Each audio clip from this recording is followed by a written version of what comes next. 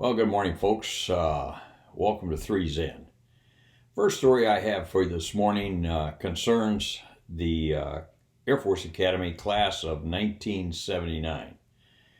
Now, I did not attend the Air Force Academy. I applied a couple times, but just wasn't bright enough. So, be that as it may, it is what it is.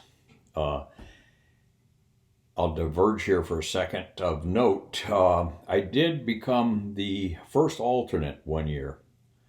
I think it was my sophomore year in college, maybe my junior. And I saved the clipping from that announcement that I was the first alternate, and it listed the guy that got the actual appointment. So out of curiosity, one morning, one afternoon, whatever it was, I found a guy on the internet. He lives down in Atlanta somewhere. And I called him. I was really curious whether or not he made it.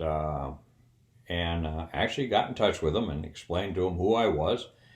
And I said, I was the first alternate, and I always wondered when you got that appointment if you completed your assignment there and whatever happened to you.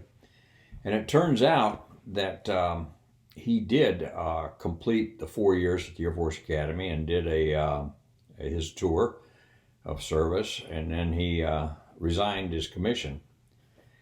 Funny thing is, I talked to Mikey, who was in the same class as this guy, and I asked him if he knew him. He said, "Oh yeah, I know him, or knew him." And we got to talk. I told him that I was the first alternate, and Mikey says, "Bob," he says, "you would have made it. Don't worry about it." So it was kind of funny, just as a side note. But anyway, back to the story here at hand, the class of 79. Now, that was the last class that was an all-male class.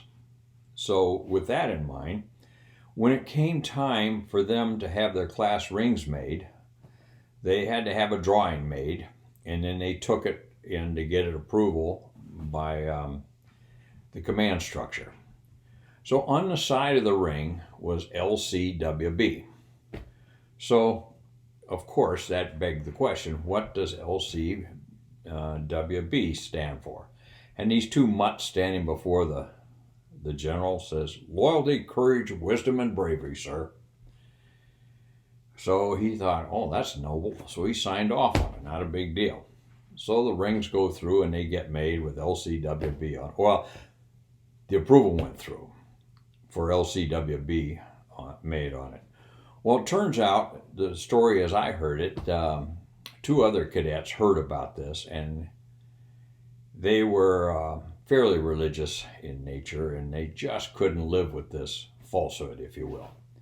And they prayed over it, and they prayed over it, and they worried about it, and they talked about it, and finally they just couldn't stand it anymore. They went to their TAC officer, their tactical officer, and explained to him Lcwb wasn't loyalty, courage, wisdom, and bravery. It was last class with balls. Well, the crap hit the fan on that one. They dragged those two guys back in for another opportunity to explain what the real meaning behind it was. And to my understanding, I've never seen one of the rings myself, but to my understanding, it was real late in the process. So when the rings were produced, it just had a bar where the Lcwb would have been, and it's just a blank bar. Anyway, gotta love them, but imagine what they do to those two guys today that stood up there. Loyalty, courage, wisdom, and bravery. Gotta love it.